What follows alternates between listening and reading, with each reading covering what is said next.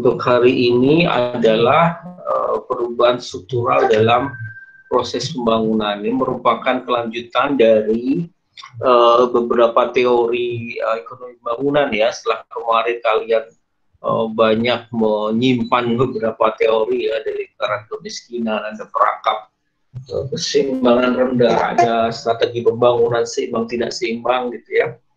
Nah, sekarang kita akan bahas beberapa pendapat dari tokoh-tokoh ya ekonomi bangunan tentang perubahan struktural gitu ya. Nanti ada empat orang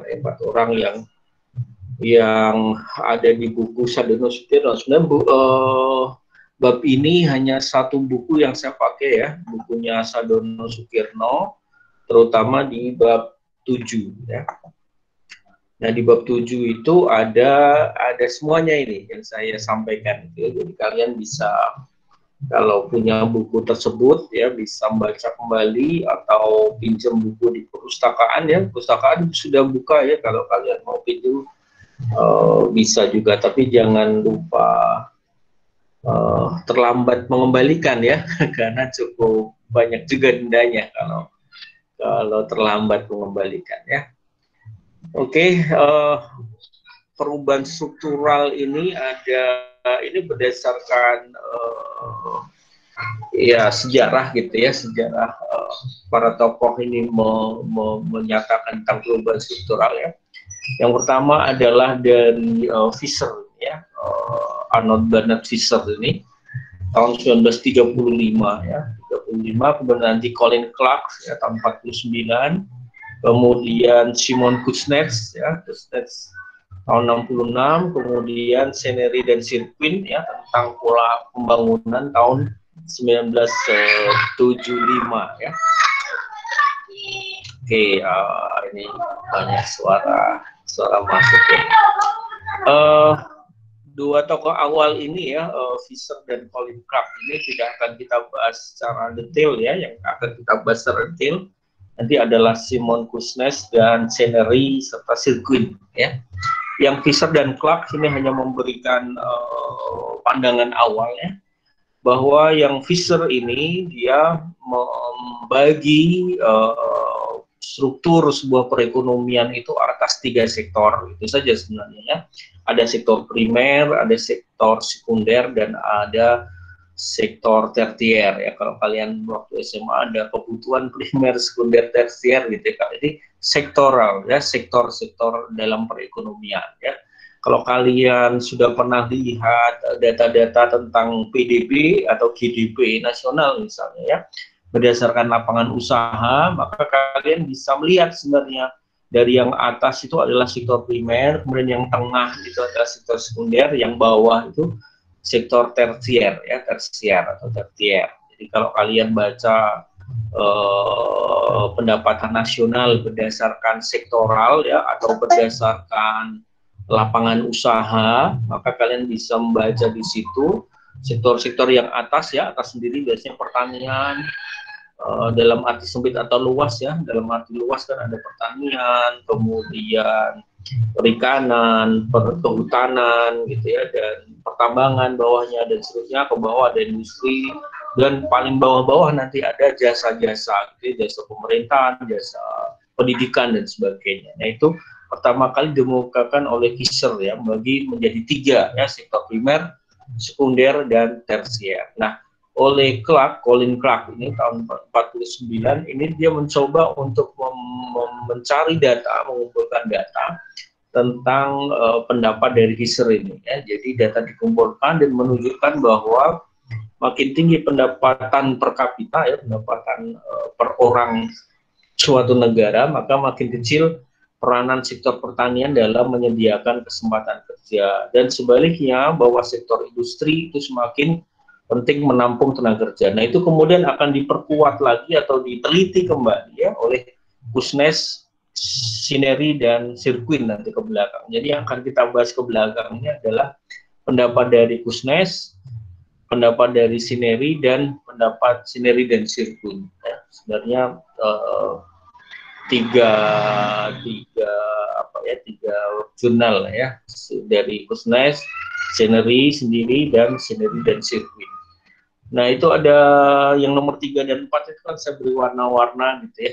Nah, warna-warna ini nanti terkait ke belakang, saya beri judul yang warnanya sesuai dengan warna ini ya, ada biru, ada hijau, ada merah, ada kuning, ada ungu gitu ya, ya supaya lebih apa bisa tahu bahwa oh itu yang itu gitu ya, penjelasannya nanti. Oke, saya lanjut. Jadi ada 2 ya, Kuznets, kemudian scenery dan sirkuit. Kita akan lihat nanti ke belakang.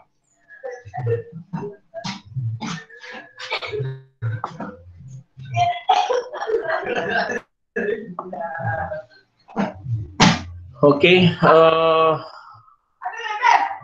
yang pertama adalah sebuah data ya, data dari Simon Kuznets yang mengumpulkan data ya, sumbangan sektor pertanian, industri dan jasa dari 13 negara ya. Waktu itu ya, coba kalian lihat, ini dilakukan tahun berapa? Tahun 66 ya, datanya yang dikumpulkan, misalnya di situ kalian lihat di tabelnya itu ya, Inggris misalnya mulai tahun 1801 ya, kemudian 1841, kemudian data 1907, dan terakhirnya waktu itu adalah 1955 ya.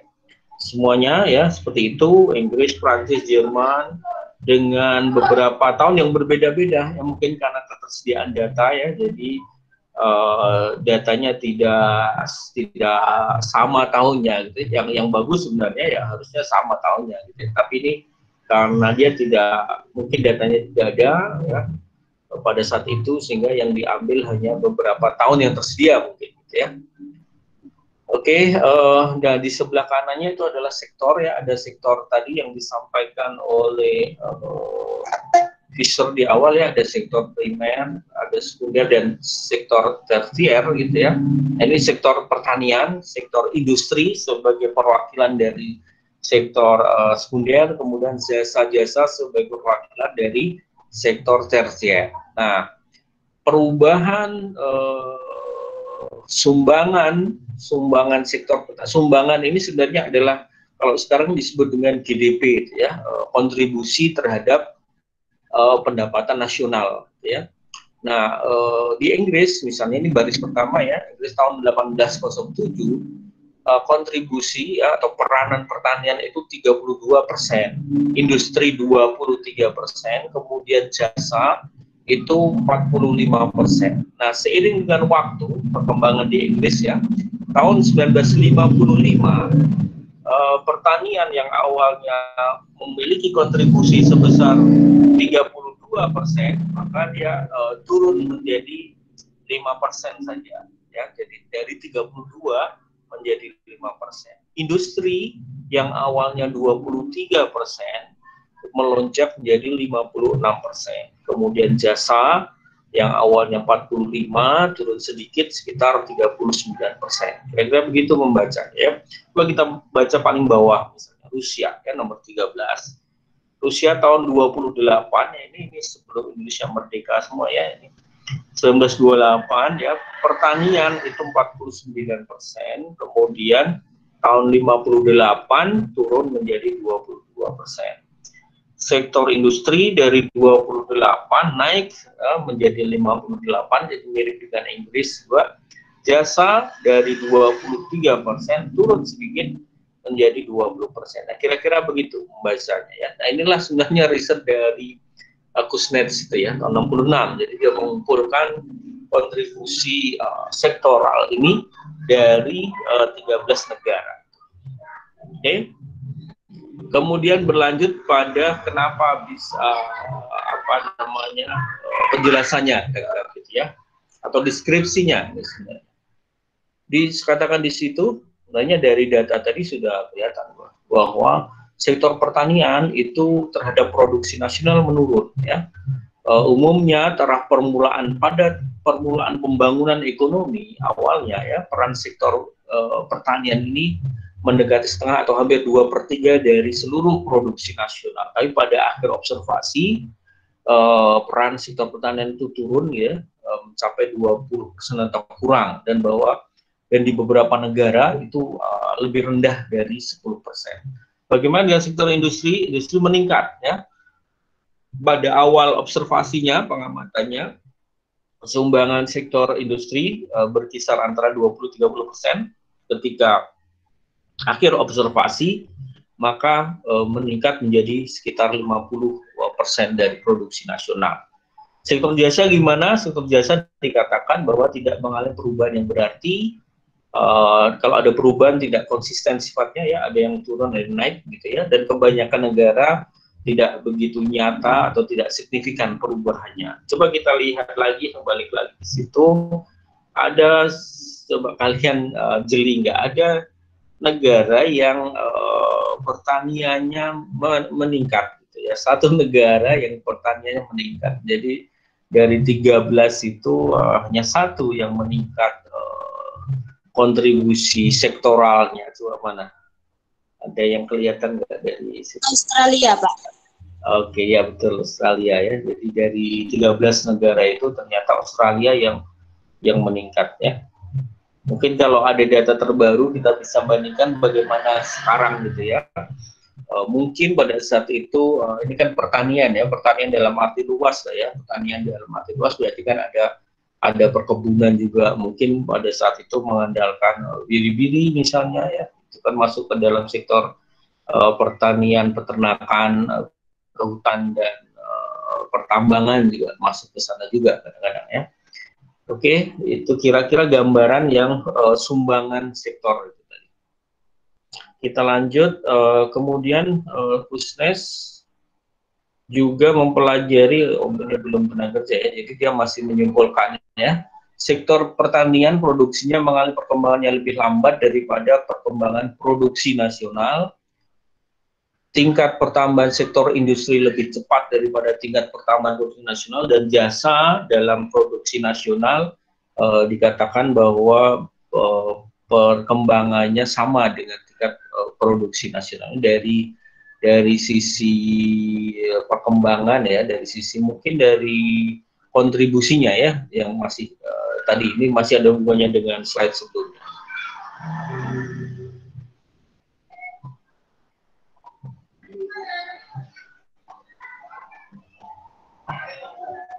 Nah, kenapa bisa demikian gitu ya? Dikatakan oleh Simon Kusnes bahwa ada dua sebab yang menyebabkan perubahan struktur menjadi berpola seperti itu ya. Yang pertama adalah konsumsi. Dikatakan bahwa apabila pendapatan naik ya, maka elastisitas permintaan terhadap akibat perubahan pendapatan itu akan rendah. Adanya income elasticity of demand. Artinya begini, makin tinggi pendapatan masyarakat, maka makin sedikit proporsi pendapatan yang digunakan untuk membeli bahan pertanian. Nah, bahan pertanian ini identik sebenarnya konsumsi ya, teori konsumsi ya. Jadi makin tinggi pendapatan seseorang, maka kontribusi konsumsi makanan itu akan menurun ya, jelas ya. Karena apa? Karena dia akan bergeser ke non makanan gitu ya. Anggap saja orang yang pendapatannya awalnya 1 juta, dia makan 200.000 ya, berarti seperlimanya kan, atau 20%. Tapi ketika pendapatannya menjadi 2 juta, maka dia konsumsinya ya tetap 250 lah ya, naik sedikit lah, tidak langsung konsumsinya jadi banyak kan enggak gitu ya. Nah, itulah mengapa pembelian bahan makanan itu makin sedikit ya, dan pertanian, sehingga tadi itu kontribusi sektor pertanian itu sedikit melambat atau menurun gitu ya. Yang kedua adalah masalah perubahan teknologi ya, teknologi yang terus-menerus menimbulkan perubahan struktur produksi ya. Ada namanya compulsory dan inductive ya. Ada dua istilah ini ya, ada compulsory goods ya, barang-barang dan jasa yang harus diciptakan memenuhi keperluan masyarakat, ini berdasarkan keperluan ya, kebutuhan ya. Sedangkan inductive ini adalah berdasarkan pilihan barang yang dapat dikonsumsi, artinya hanya pilihan saja. Contohnya apa ini? Misalnya handphone gitu ya. Mungkin handphone sekarang menjadi barang yang compulsory ya, barang yang harus diciptakan gitu ya, karena kebutuhan. Mungkin suatu saat butuh apa lagi gitu ya, mungkin butuh kamera HP yang terpisah misalnya gitu. Ini karena kebutuhan ya, kebutuhan. Misalnya dibutuhkan kamera, ya sekarang juga butuh ya kamera untuk laptop misalnya ya, itu kan kebutuhan. Nah, sedangkan yang barang indusif adalah barang yang menambah pilihan, misalnya apa? Ya misalnya mie rasa soto, rasa sate, rasa rawon gitu, itu kan pilihan ya, pilihan untuk menambah pilihan barang. Tapi kebutuhannya ya kebutuhan mie-nya itu, tapi rasanya ini kan menambah pilihan. Nah, kira-kira secara praktis seperti itu ya, barang indusif dan barang compulsory. Itulah yang mengakibatkan perubahan struktur perekonomian ya di dalam masyarakat. Kira-kira itu menurut Kusnes ini ya masih. Kemudian kalau tadi dari peranan sektor ya terhadap PDB, kalau yang ini masih Kusnes, gambarnya hijau.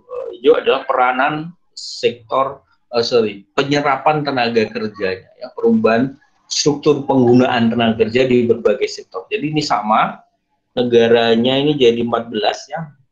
Nanti kalian cek mana yang berubah gitu ya. Nah, di situ tidak dari kontribusi PDB, tetapi dari penyerapan tenaga kerja. Coba kita baca yang bawah misalnya, Rusia tahun 1928, sektor pertaniannya menyerap 71% angkatan kerja gitu ya. Kemudian berapa tahun kemudian, 30 tahun kemudian ternyata menurun penyerapan tenaga kerja sektor pertanian. Sektor industri awalnya hanya menyerap 18% ya, kemudian meningkat menjadi 38%. Sedangkan jasa meningkat ya dari 11% menyerap 22%. Jadi ini pola penyerapan tenaga kerja ya. Kalau yang tadi adalah pola produksi ya, produksi sektornya. Kalau yang ini penyerapan tenaga kerja. Ini sebenarnya cukup bagus ini sebenarnya kalau Indonesia itu kontribusi penyerapan tenaga kerja itu terbanyak pertanian gitu ya. Tetapi kontribusi peranan PDB sektornya pertanian itu nomor 3 ya, nomor 3 nomor 4 gitu ya. Tetapi penyerapan tenaga kerjanya nomor 1. Nah, ini contohnya untuk Indonesia ini sebenarnya bagus tuh contoh. Tapi di situ nggak ada. Tidak dicontohkan oleh Kusnes ya. Nah, itu kira-kira membacanya tabel ini gitu ya. Nah, kemudian kenapa bisa terjadi perubahan sektor tenaga kerja tadi ya? Kalau tadi kan yang awal-awal tadi tentang penyerapan, perubahan struktur produksi ya. Nah, kalau sekarang perubahan proporsi tenaga kerjanya.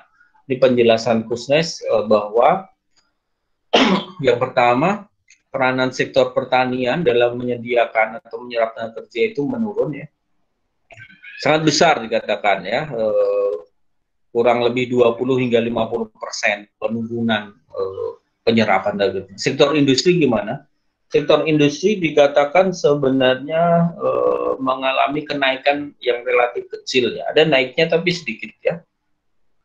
Yang mengalami perkembangan relatif besar, kurang lebih sama misalnya atau lebih besar dari perubahan. Ada beberapa yang mengalami perubahan banyak, ada yang sedikit. Coba kita lihat datanya lagi ya.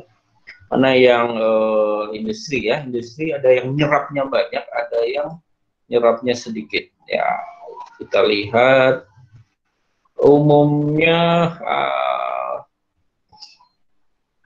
ya agak banyak juga sebenarnya. Yang kecil misalnya Belanda turun, mungkin diberi tanda itu ya, Denmark, Italia itu juga naiknya sedikit ya,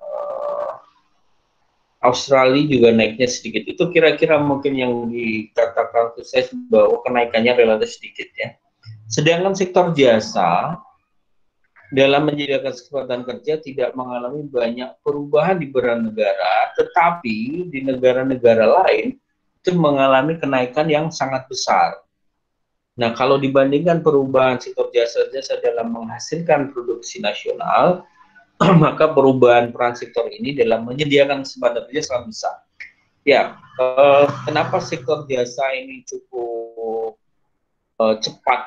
Karena ya sektor jasa ini lebih gampang ya masuk ke dalam sektor jasa dibandingkan dengan sektor industri ataupun mungkin sektor pertanian ya. Kalau sektor pertanian mungkin kita aplikasikan sekarang lah ya. Orang mungkin masuk sektor pertanian membutuhkan ya kalau kalian mau masuk sektor pertanian tentu ada hal-hal ya yang tertentu yang menghambat kalian masuk sektor pertanian. Sektor industri mungkin ada hambatan justru pada sektor industrinya ya, mungkin dia memerlukan kriteria-kriteria tertentu kali gitu ya.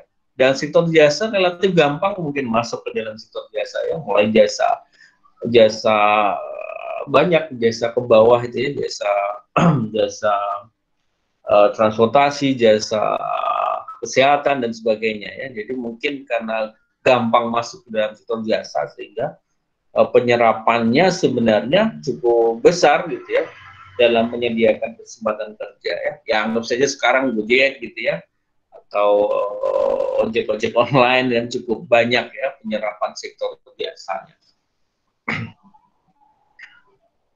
Oke, sebenarnya ini masih kelanjutan dari tadi ya, dari tentang penyerapan tenaga kerja. Dikatakan bahwa sekarang dibandingkan produktivitasnya. Jadi dia mengatakan bahwa tingkat produktivitas sektor pertanian adalah sama lajunya dengan tingkat produktivitas rata-rata keseluruhan perekonomian. Jadi kemampuan menciptakan produksi itu sama dengan perubahan menampung tenaga kerja. Jadi sama-sama menurunnya lah gitu ya. Jadi sama gitu ya. Produksi menurun, menampung juga menurun. Nah, sekarang yang industri. Produktivitas industri berkembang lebih cepat daripada tingkat produktivitas kesempatan perekonomian. Jadi produksinya itu lebih besar daripada kemampuan menampung tenaga kerjanya. Nah, ini problemnya di sektor industri. Ya. Kalau sektor pertanian, sebentar saya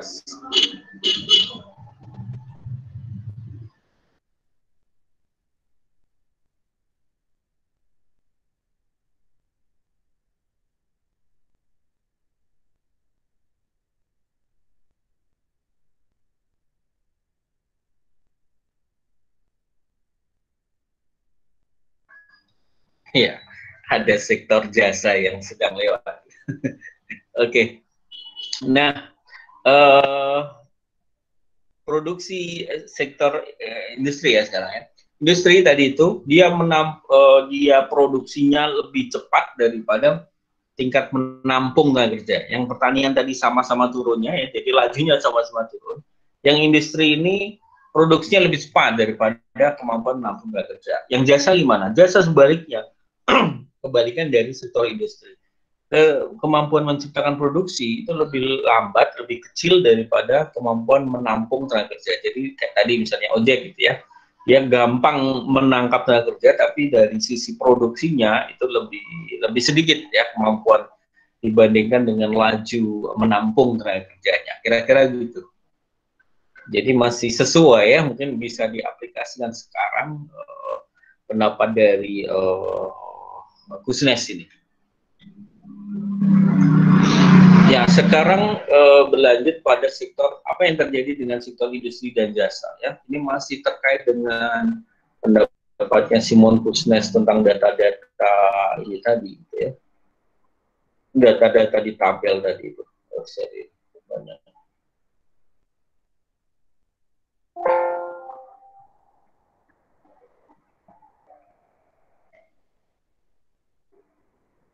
Nah, bagaimana dengan sektor industri dan jasa? Apa yang terjadi?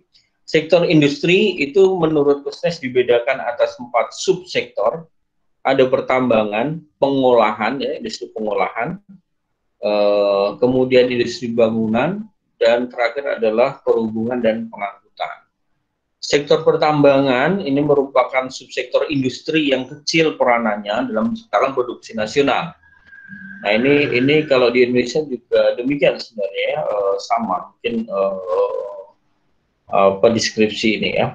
Sektor industri pengolahan termasuk industri utilities, penyediaan air listrik merupakan sektor dalam kegiatan ekonomi yang mengalami perkembangan yang sangat pesat dalam proses pembangunan dan mulai bekerja banyak tenaga kerja. Benar juga di Indonesia juga demikian ya, terutama di Jawa Timur ya, industri pengolahan makanan minuman terutama itu sangat sangat sangat banyak ya di Jawa Timur misalnya. Kita bisa lihat di Sidoarjo, di banyak perusahaan-perusahaan makanan minuman ya, di Gresik ya juga banyak ya, sekitaran Surabaya ini. Surabaya juga demikian ya. Kemudian sektor industri bangunan mengalami perubahan sama dengan subsektor pertambangan. Jadi menurun ya kontribusinya terhadap produksi nasional. Yang perhubungan dan pengangkutan dalam menciptakan produksi industri dan menambah tenaga kerja menunjukkan pola yang tidak seragam, ada yang menurun tetap dan meningkat. Oke, itu yang terjadi di sektor industri dan jasa. Selanjutnya jasa menurut Kusnes ini dibedakan lagi. Kalau tadi industri ya ada 4 subsektor, jasa ada 5 subsektor, ada perdagangan, kemudian jasa badan keuangan dan real estate, pemilikan rumah, pemerintahan dan pertahanan, serta private service ya, jasa-jasa perseorangan, misalnya konsultan dan lain-lain gitu ya, jasa-jasa pendidikan mungkin ya, les-les gitu ya. Nah, bagaimana kondisinya? Sektor perdagangan menciptakan produksi atau jasa dan terutama peran dalam menyediakan tenaga kerja menjadi pertama besar. Ya. Sektor perdagangan pertama besar jika ditinjau sumbangannya menciptakan produksi nasional tidak mengalami perubahan atau menurun. Tapi jika ditinjau dalam menyediakan pekerjaan, ternyata proporsi tenaga kerja terjadi peningkatan juga. Jadi produksi ada yang produksi menurun ya, atau tidak ada perubahan, tetapi kalau dari sumbangan menyerap tenaga kerja dia meningkat. Nah, ini gambaran subsektor perdagangan.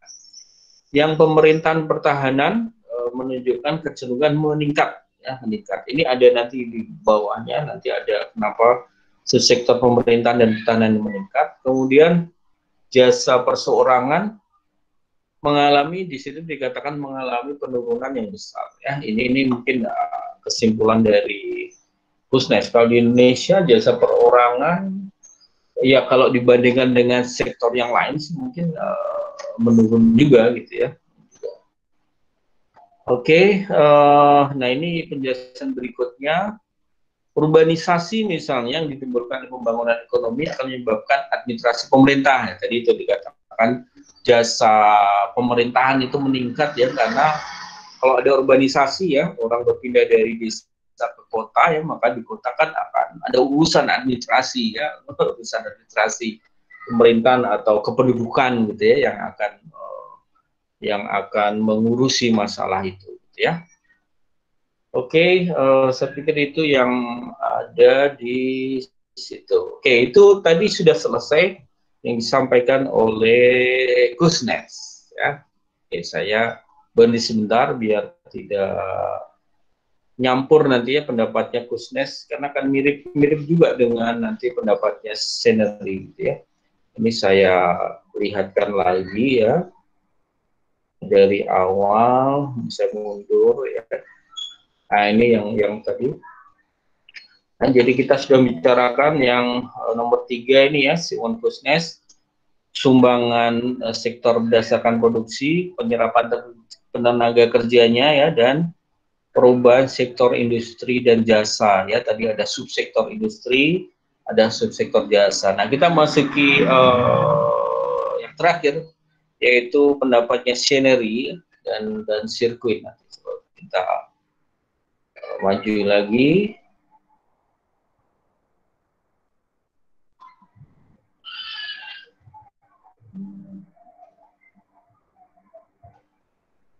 Oke, sekarang Seneri. Ya. Seneri menggunakan data dari berbagai negara dalam satu masa tertentu atau disebut dengan cross section ya. bukan data perubahan berbagai sektor dan perekonomian dari masa ke masa. Masa ke masa ini disebut time series gitu ya. Tapi tadi tidak time series, tidak serinya panjang, tapi hanya beberapa kurun waktu ya.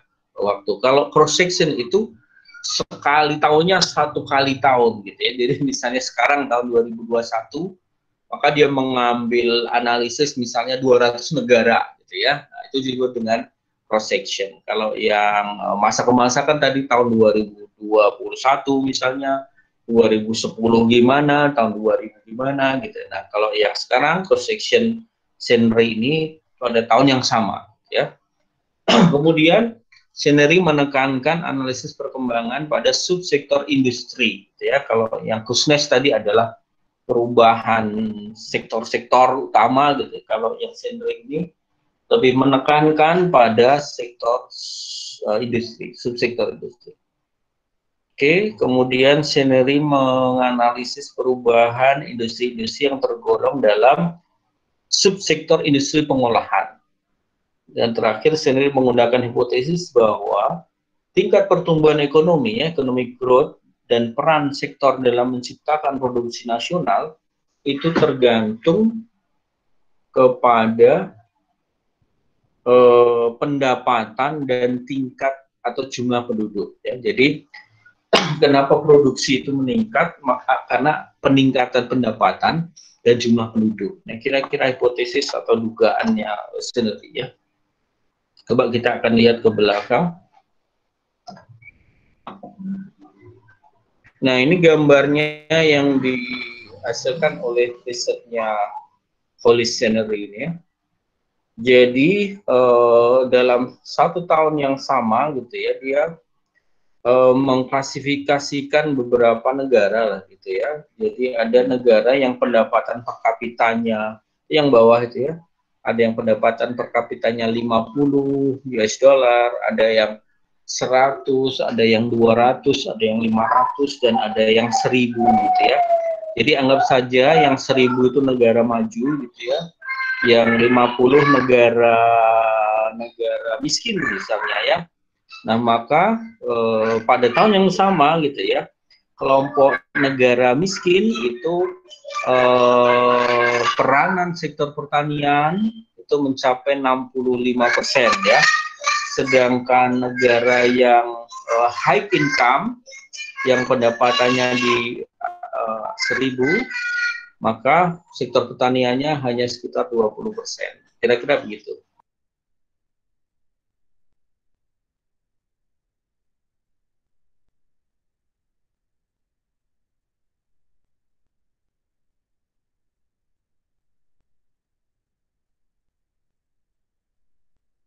Oke, ya. Jadi gambarnya sekarang beda ya dengan yang tadi. Kalau tadi itu berdasarkan data-datanya, kalau yang gambar ini berdasarkan garis gitu ya. Tapi nanti ada juga tabel-tabelnya juga ya. Jadi kira-kira begitu sih perubahan industri menurut scenery ya. Kita lihat dari gambar itu industri itu meningkat ya, dari yang kalau negara yang miskin itu sekitar 15% industrinya, kalau yang negara 1000 US dollar ini sekitar 40% gitu ya, terhadap produksi nasional. Ini penjelasannya, sebenarnya ini menjelaskan tabel tadi ya, jadi kira-kira nanti dibaca sendiri deh, kira-kira seperti itu, biar cepat ini ya. Oke, misalnya begini, itu yang nomor 1 itu saya baca. Peranan sektor industri menciptakan produksi nasional meningkat, dia katakan sih meningkat gitu. Sebenarnya sih dia tidak peningkatan berdasarkan waktu ya, tapi berdasarkan klasifikasi negara. Tapi ini di buku mengatakan begitu ya, jadi saya baca seperti itu. Meningkat dari 17% pada tingkat pendapatan per kapita 100 US dollar menjadi 38 ya, tadi itu ya, industri. Kita baca lagi ke bawah, industri ya, ini 15% ya pada saat 50, kemudian pada saat 1000 itu sekitar 40% ya. 38% di situ katakan. Nah, kira-kira seperti itu. Perhubungan pengangkutan ada, sektor pertanian ada, jasa ada. Nah, yang dia mencoba untuk membuka sektor industrinya tadi ke dalam 3 jenis industri sekarang. Namanya industri barang konsumsi, industri barang baku, dan barang modal. Ya, kalau yang Simon Kuses tadi kan klasifikasinya beda ya. Nah, sekarang yang Senery ini mengklasifikasi industri berdasarkan barang konsumsi, bahan baku, dan modal. Nah, pada sektor industri pengolahan itu pada saat masih 100 US dollar itu konsumsinya 68%. Ketika negara yang maju konsumsinya 43%. Jadi konsumsi turun, barang modal naik, bahan baku tidak mengalami perubahan. Kira-kira kesimpulannya seperti itu ya. Jadi mirip kesimpulannya dengan riset-riset sebelumnya ya, bahwa barang konsumsi turun, barang modal naik ya, kemudian barang baku ini tidak mengalami perubahan, dikatakan seperti itu versinya Chenery. Oke, kenapa atau faktor apa yang menyebabkan industrialisasi sekarang? Tadi dikatakan bahwa Chenery ini menekankan pada riset industri ya, maka dia mengatakan pendorong proses industrialisasi ya atau peningkatan sektor industri yang pertama adalah adanya substitusi impor. Pembangunan ekonomi dikatakan bahwa dia menyebabkan perubahan harga relatif faktor-faktor produksi dan menyebabkan substitusi barang-barang impor dengan hasil-hasil industri dalam negeri. Jadi di sini barang impor itu diganti atau diganti lah ya oleh industri dalam negeri. Ini mungkin beda ya fenomenanya dengan sekarang. Kalau kita lihat sekarang barang impor tambah banyak ya, tidak ada substitusi industri dalam negeri, kita malah menggunakan barang-barang impor yang lebih murah gitu ya, lebih murah, terutama dari Cina gitu ya. Itu fenomena luar biasa mungkin yang tidak belum tertangkap oleh Chenery mungkin pada saat itu belum ada ya. Sekarang kan Cina demikian besarnya gitu ya, dan menghasilkan barang-barang produksi yang bisa diimpor ya, bisa diimpor dengan lebih murah daripada sektor dalam negeri ya. Dan institusi hasil industri rumah tangga dengan hasil industri pengolahan modern mengakibatkan 50% pertumbuhan yang tidak sebanding terjadi. Pertumbuhan tidak sebanding itu adalah namanya non-proportional growth ya, yang saya kotai di bawah itu, di antara berbagai jenis industri pada sektor industri pengolahan pada tingkat pendapatan per kapita. Artinya apa? Bahwa subsektor industri pengolahan itu lebih cepat berkembang daripada perkembangan pendapatan per kapita. Artinya sangat pesat gitu ya pertambahan industri pengolahan. Mungkin kalau Indonesia masih oke ya industri pengolahannya, terutama snack gitu ya, snack anak-anak itu cukup banyak gitu ya. Indonesia cukup mampu lah ya untuk menggalakkan industri pengolahan makanan dan minuman terutama ya. Oke, tapi untuk yang substitusi impor ini agak kewalahan ya. Terutama barang-barang kebutuhan rumah tangga mungkin ya, barang-barang kecil ya. Dan alat-alat elektronika juga ya. Oke, itu yang substitusi impor. Kemudian yang kedua adalah pengaruh peningkatan pendapatan terhadap permintaan barang jadi. Jadi adanya peningkatan pendapatan sama dengan pendapatnya Kusnes tadi ya. Peningkatan pendapatan akan meningkatkan permintaan barang jadi atau final goods ya. Kemudian tidak hanya barang-barang jadi tapi juga barang-barang setengah jadi ya. Anggap saja kalau peningkatan kita naik misalnya, mungkin kita mengkonsumsi minuman kopi misalnya ya, kemudian sebagai final goods maka permintaan akan biji kopi misalnya akan lebih besar gitu ya, karena dia barang yang setengah jadi, kira-kira seperti itu contoh biar gampang gitu ya. Nah, kemudian sisanya dipengaruhi oleh faktor lain seperti susunan kerja, subsidi antar barang-barang industri dan lain-lain. Nah, itu kira-kira penjelasan dari Senery tentang adanya proses industrialisasi ya, industri yang berkembang.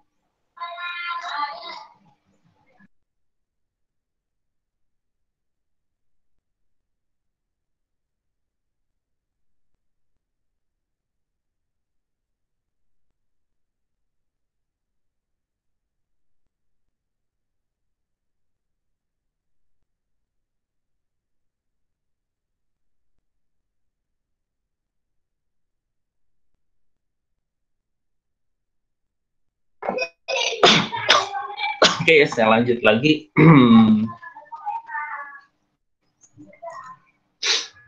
Sekarang adanya perbedaan peranan dari sektor industri di berbagai negara. Kenapa terdapat perbedaan peranan sektor industri di berbagai negara ya? Yang pertama menurut Henry adalah pasar ya, pangsa pasar ya, luasnya pasar. Tingkat pendapatan dan jumlah penduduk merupakan dua faktor penting dalam menentukan luas pasar suatu negara.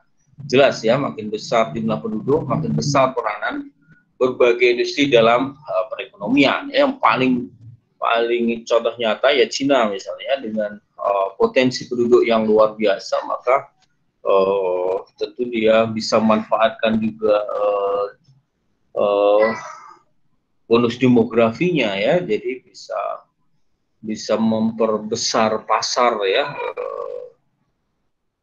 Kalau dari data kan kita nomor 4 ya, setelah Cina, kemudian India, Amerika ya, kita penduduk terbesar nomor 4. Jadi sebenarnya potensi pasar di Indonesia ya cukup banyak gitu ya.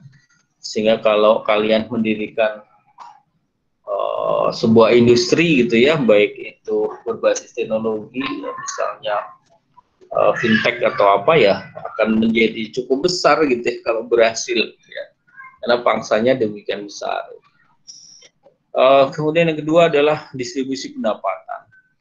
Corak distribusi pendapatan di tiap-tiap negara berbeda, jadi maksudnya ada negara yang memiliki distribusi pendapatan yang lebih merata, tentunya akan semakin bagus peran sektor industrinya ya, dibandingkan dengan yang tidak merata.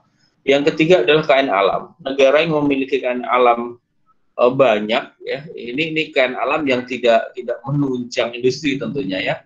Dikatakan di situ bahwa negara yang sedikit memiliki kekayaan alam, industrinya lebih besar dibandingkan dengan negara yang memiliki kekayaan alam yang lebih banyak. Ini mungkin kasus ekstrim misalnya berdasarkan provinsi, misalnya kita memiliki Papua, kemudian Aceh gitu ya, tapi peran sektor industrinya di daerah tersebut kan kecil ya, dibandingkan dengan Jawa Barat, Jawa Timur, Jawa Tengah ya, yang tentunya memiliki alam yang lebih sedikit dibandingkan dengan daerah-daerah yang saya sebutkan tadi. Kemudian yang keempat adalah perbedaan keadaan dari berbagai negara.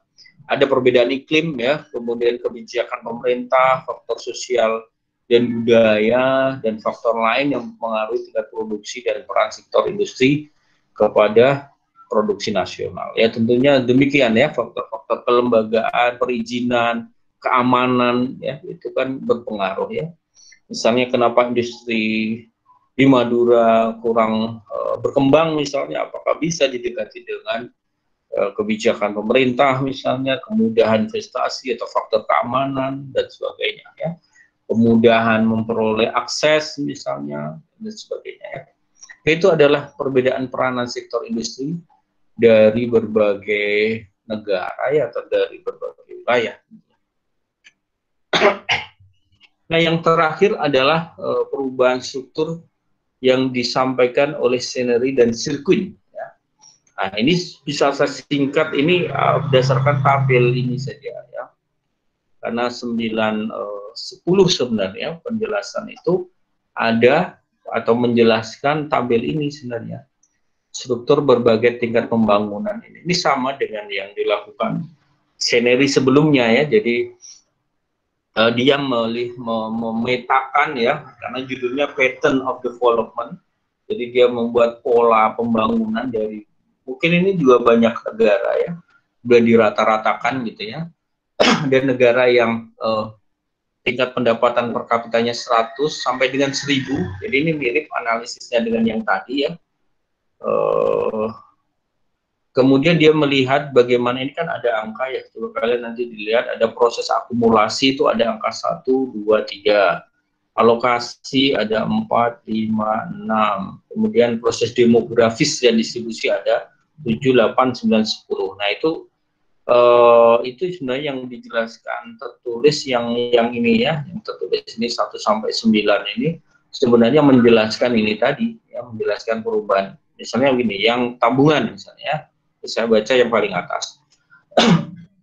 Proses akumulasi pembentukan modal melalui tabungan untuk negara yang pendapatan per kapitanya 100 ya, itu 13%, 13,5 ya. Kemudian ketika negara itu meningkat menjadi 1000 US dollar, maka terjadi peningkatan tabungan jadi 23%. Kira-kira seperti itu membacanya ya. Coba kita baca yang paling bawah ya. Distribusi pendapatan. Menurut risetnya Senery dan Sitwin ya, ketika negara itu miskin ya, 100 US dollar, maka 40% terbawah itu 14%. Kemudian ketika negara itu maju, maka tetap ya, akan tetap 14%. Nah, ketika negara itu menjadi semakin maju pada pertengahan ya, jadi dari miskin kan menjadi agak maju gitu. Nah, ketika menjadi agak maju itu distribusi pendapatannya lebih bagus. Tapi kemudian ketika maju itu akan jelek lagi, kira-kira gitu. Jadi kayak huruf, kayak gunung gitu ya. Kayak huruf dikatakan kalau teori kan inverted U gitu ya, U yang terbalik gitu ya. Itu sesuai dengan teori sebenarnya. Teori U terbalik, inverted U untuk inequality ya, rasio Gini, Gini rasio. Jadi kalau negara itu makin maju itu akan semakin bagus distribusinya, tetapi ketika sudah lebih maju akan semakin turun gitu ya. Itu kira-kira risetnya Senery dan Sitwin itu ya. Ya itu cara bacanya begitu ya, 1 sampai 10. Nanti kalian lihat sendiri, baca sendiri. Nah, saya coba cari-cari riset yang berikutnya. Ini tidak ada di buku Sadono Sukeno ya. Saya cari di Scholar gitu ya. Si Senery dan Sitwin ini membuat riset lagi sebenarnya. Terusannya tadi itu. Kalau yang ini kan tahun 1950 sampai dengan 70, maka ada riset lagi tahun 50 sampai dengan 83 gitu ya. Nah, di situ ada juga riset-risetnya ya. Coba kita lihat misalnya yang bawah sendiri, misalnya jasa ya, labor force itu angkatan kerja ya, angkatan kerja untuk sektor jasa ya, untuk negara yang miskin ya maksudnya ya, itu 12% terjasa. Kemudian ketika negara itu maju meningkat menjadi 47%. Jadi sektor jasa meningkat, sektor industri meningkat, sektor pertanian menurun. Ya sama dengan tadi ya. Produksi demikian juga, agriculture ya, kita lihat naik ke atas sedikit itu ya. Production agriculture ya, pertanian turun. Kemudian mining ini pertambangan naik sedikit. Manufacturing meningkat. Construction ya, konstruksi agak tetap meningkat dikit. Utilities, penyediaan sarana prasarana masyarakat meningkat sedikit. Jasa meningkat sedikit. Nah, itu risetnya Senery dan Sitwin 19 sampai dengan 1983. Jadi kalian baca sendiri di tabel ini ya. Oke, begitu kira-kira ini bukunya ya, bukunya Sadono Sukeno. Nah, saya beri tambahan data-data terbaru. Saya cari dari data Bank Dunia ya, World Bank, kondisi sekarang sampai dengan 2019. Saya buatkan tabel ya. Kira-kira untuk pertanian itu dari tahun 20 tahun terakhir ya, dari tahun 96 sampai dengan 2019 itu sektor pertanian untuk rata-rata dunia ya, rata-rata dunia sih agak tetap ya, tetap. Jadi dari sekitar ya 5%-an ya turun menjadi 3% untuk dunia. Tapi untuk negara yang low income, negara yang miskin ya, pendapatan di bawah 1000 US dollar, 1036 US dollar, itu dari sekitar 35% menjadi sekitar 22%.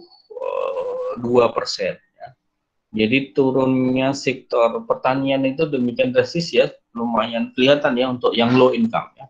Untuk yang middle income juga turun, high income tetap ya, negara maju ya. Kontribusi pertanian hanya sekitar 3% dan itu tetap ya 2-3% itu. Jadi dia tetap stabil di 3%. Yang low income berarti terjadi perubahan yang drastis ya. Kenapa demikian? Mungkin karena nanti sektor yang lain meningkat gitu ya. Coba kita lihat. Itu yang agriculture ya, pertanian, forestry, kehutanan dan perikanan ya. Sektor berikutnya yang industri ya, industri termasuk dalamnya konstruksi, kita lihat rata-rata dunia turun juga ya, antara dari 30 menjadi 26% ya, words ya, words ini rata-rata semua. Yang low income coba kita lihat ya, ada peningkatan tapi kemudian menurun jadi rata-rata 20% ya, dari 16 kemudian naik, sempat naik ke tahun 2004 sampai dengan 2012 sekitar 26%, kemudian turun pada beberapa tahun terakhir ini menjadi 20%. Itu yang low income ya, negara miskin. Indonesia ini masuk middle income, jadi yang atas itu ya. Jadi dari ada penurunan juga sektor industri dari 36% menjadi 32%. Ya, sektor terakhir jasa ya. Jasa kita lihat dunia meningkat ya, dari 55% menjadi 65%, naik 10%. Indonesia middle income dari 45 menjadi 55 ya. Dan di low income ini terjadi penurunan juga ya.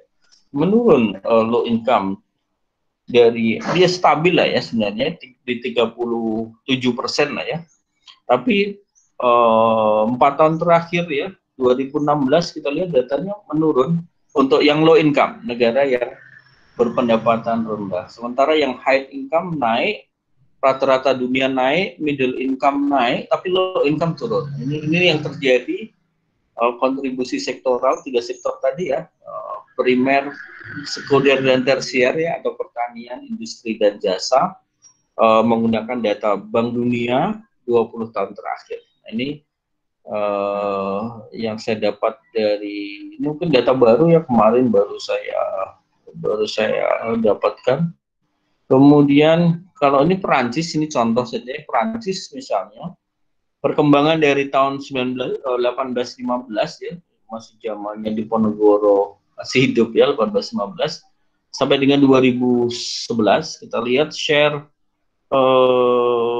yang warnanya merah itu ya, itu adalah jasa, yang biru itu adalah industri ya, manufacturing, yang hijau itu pertanian. Kita lihat tahun 1815 Perancis sebenarnya 40% petani ya, pertanian ya. Kemudian menurun sampai dengan sekarang tinggal sekitar berapa persen itu ya? Tinggal mungkin 3% ya. Nah, itu kira-kira gambarnya kalau digambarkan seperti itu ya, dengan kurun waktu yang panjang ini ya. Kemudian ini sama dengan tadi ya, data-data tadi dengan bentuk yang berbeda. Ini untuk Indonesia selama 10 tahun terakhir bagaimana jasa, industri dan pertanian. Kita lihat pertanian dari 15% menjadi 12%. Kemudian industri dari 47 menjadi 38, yang meningkat tentunya adalah jasa ya, dari 37 sekarang menjadi 44%. Kemudian ini juga data terbaru sebelum ada COVID ya, bagaimana laju pertumbuhan dan kontribusi sektor di Indonesia itu kontributor terbesar ya, penyumbang terbesar adalah sektor berkode C ya. C itu adalah industri pengolahan ya, atau manufacturing. Nomor 2 berkode G adalah perdagangan besar dan eceran ya. Termasuk di dalamnya reparasi mobil dan sepeda motor. Yang ketiga baru sektor pertanian, kehutanan dan perikanan. Nah, itu kontribusi. Yang keempat F adalah construction ya, bangunan. Nah, 4 sektor itu yang memiliki kontribusi terbesar. Yang terutama sekali ya ini sektor industri pengolahan ya, hampir 20%, 19,7. Tapi dari pertumbuhan memang pertumbuhannya sedikit ya. Oke, begitu. Ini semua data sudah saya sampaikan.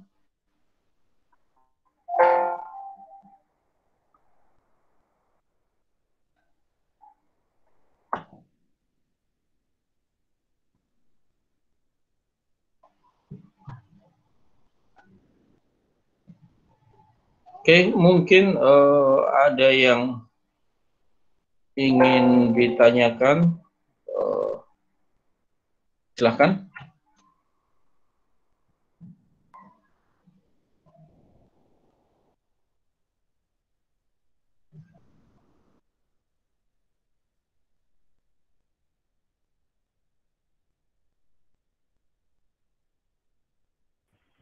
Izin bertanya, Pak. Oke, silakan Seki. Iya, Assalamualaikum warahmatullahi wabarakatuh.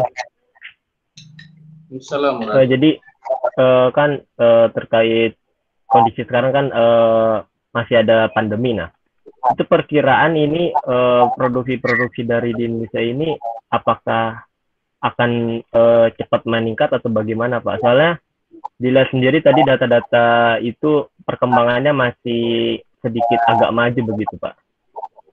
Terima kasih, Pak. Oke, untuk Zaki, kalau dari kontribusi ya masih tetap saya pikir ya. Jadi 4 sektor utama itu masih tetap ya. Sektor pertama tadi industri pengolahan ya. Industri pengolahan masih tetap akan menjadi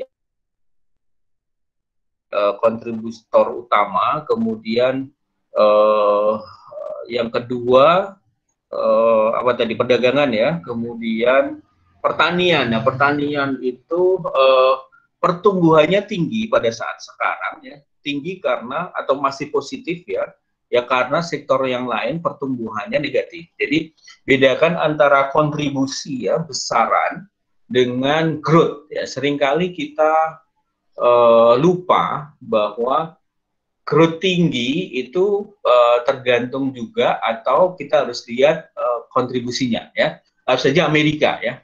Amerika itu share-nya ya, peranannya ya, kontribusinya terhadap PDB dunia itu kan hampir seperempatnya ya. Jadi 24% GDP dunia itu kan Amerika. Pertumbuhan ekonominya memang tidak segencar negara-negara Afrika misalnya ya. Dia hanya tumbuh misalnya 2%, 1%, tapi karena dia kontribusinya gede, maka yang naik sedikit pun itu sudah besar jumlahnya, ya. Ini beda kasus dengan Cina ya. Cina ini gede dan tinggi growth-nya, jadi memang agak spesial ya untuk yang Cina. Nah, Indonesia growth-nya, growth pertumbuhan ekonominya kan hanya sekitar 4-5%, pernah dulu stabil di 7% gitu ya, tapi kemudian turun di 5%, 4%, 5% gitu ya. Nah, dengan share dunia ini Indonesia sekitar nomor 16 ya, GDP terbesar nomor 16. Jadi hanya 1% lah kalau dari persen dunia ya, 1% dibandingkan dengan Amerika tadi 24% ya. Growth-nya Indonesia tadi 5%, 7% lalu saja ya, tapi Amerika 2%. Nah, apakah akan mampu menggeser itu belum tentu juga ya. Jadi sama dengan posisinya antara sektor sekarang yang tumbuh kan kesehatan ya, jasa kesehatan. Kenapa ya? Ya dia beli vaksin, dia aktivitas rumah sakit kan luar biasa ya, dan yang ke sana. Jadi sekarang growth terbesar ya jasa kesehatan, nomor 2 jasa informatika ya, informasi, Kemudian yang ketiga, anggap saja pertanian. Pertanian ini masih tinggi ya, masih bisa positif lah, karena yang lain negatif ya. Transportasi jelas negatif ya, pariwisata jelas negatif ya. Nah karena itu sebenarnya nanti akan kembali ke situasi normal ya. Situasi normal ya akhirnya ya kembali lagi bahwa kita itu bertumbuh pada apa gitu ya. Indonesia strukturnya memang cocok pada industri pengolahan. Karena apa ya? Karena penduduknya banyak ya, konsumsi tadi itu. Industri, kita lihat sektoralnya, industri apa yang banyak, atau dari CIG-nya ya, C kan banyak, konsumsi masyarakat ya. Jadi industri pengolahan, konsumsi masyarakat, yang banyak apa ya, makanan minuman itu tadi. Jadi kira-kira nanti kalau sudah normal ya akan kembali, struktur ekonominya ya akan kembali. Ini kan belum normal ya, jadi masih belum bisa terprediksi growth-nya yang tinggi apakah akan menjadi apa kunci utama misalnya, belum tentu juga gitu ya. Nah, kira-kira sih begitu ya. Data 2020 misalnya, informasi komunikasi kan naik 10% ya, jasa kesehatan naik 11%. Nah, apakah itu akan menggeser sektor pengolahan? Belum tentu, karena kesehatan itu ya, jasa kesehatan dan kegiatan sosial yang naik 11% itu kontribusinya hanya 1% dari produksi nasional. Sementara yang industri pengolahan ya, yang turun 3% sekarang itu masih 20% kontribusinya. Jadi turun, tetapi secara kontribusi, secara peran itu masih besar. Gitu ya. Ya kira-kira karena COVID ini kan masalahnya ya kesehatan ya, masalah kesehatan. Jadi selama itu nanti akan bisa terhandle gitu ya, teratasi ya, maka akan kembali gitu ya. Tapi kalau nggak segera terhandle ya akan lama landainya gitu ya, akan landai. Tetapi saya yakin bahwa akan kembali, struktur perekonomian ya akan berubah gitu ya. Masih tetap itu ya, masih tetap bahwa nanti akan ditopang oleh industri pengolahan. Industri pengolahan ini kan sebenarnya ya yang diharapkan kan link sama pertanian kan harusnya ya, pertanian, kehutanan, perikanan itu kan sebenarnya dia stabil di 12% ya kontribusinya. Itu sebenarnya bisa ditarik ke industri pengolahan kan.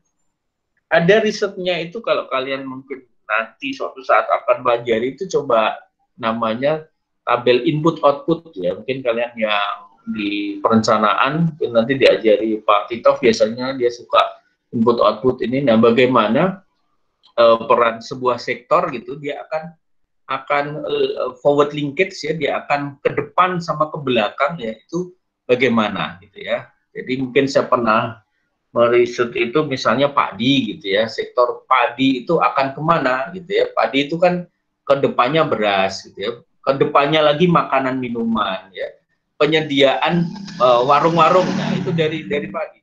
Padi akan mempengaruhi sektor beras, sektor beras akan mempengaruhi penyediaan makanan minuman, warung-warung gitu ya. Kira-kira itu. Mundurnya apa? Mundurnya itu dari beras, backward linkage-nya itu adalah pupuk ya. Kemudian backward linkage-nya pupuk adalah industri kimia. Nah, kira-kira begitu. Jadi industri yang saya katakan tadi 110 ya, 110 barang itu bisa dicari namanya keterkaitan ke depan dan ke belakang gitu. Kira-kira seperti itu kalau mau menganalisis berdasarkan yang lebih ini lagi ya. Ini kan sektoral itu kan hanya 17. Nah, kalau barang itu bisa 110 ya. Jawa Timur itu bisa mengeluarkan 110 barang. Jadi mulai padi, beras, jagung, teh, kopi, apa-apa gitu sampai 100 gitu ya. Nah, itu bisa dicari keterkaitan antar barangnya itu. Nah, kira-kira begitu Mas Zaki ya. Ya Pak, terima kasih Pak atas penjelasan diberikan Pak. Iya, sama-sama. Oke, mungkin ada lagi satu lagi mungkin boleh.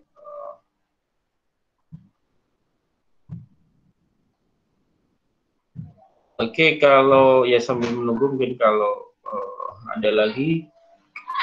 Komtingnya ya jangan lupa besok saya diingatkan ya besok sore nanti kelupaan. Tapi insya Allah enggak kok ya. Jadi sekarang mengisi yang presensi ke-6 dan besok mengisi presensi yang ke-7 ya biar minggu ini selesai.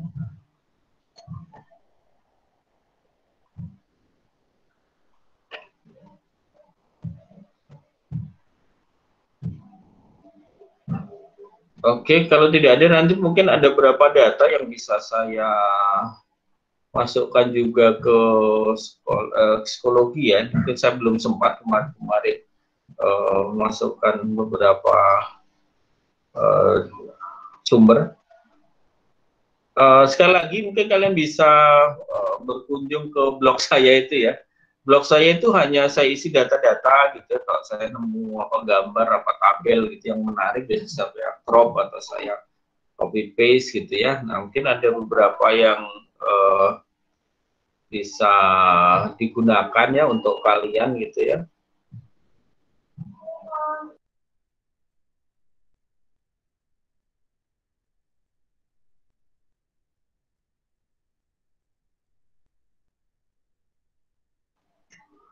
Oke, kalau tidak ada, karena sudah sore ya, saya cukupkan sekian. Insya Allah kita ketemu besok ya di WA Group dan psikologi.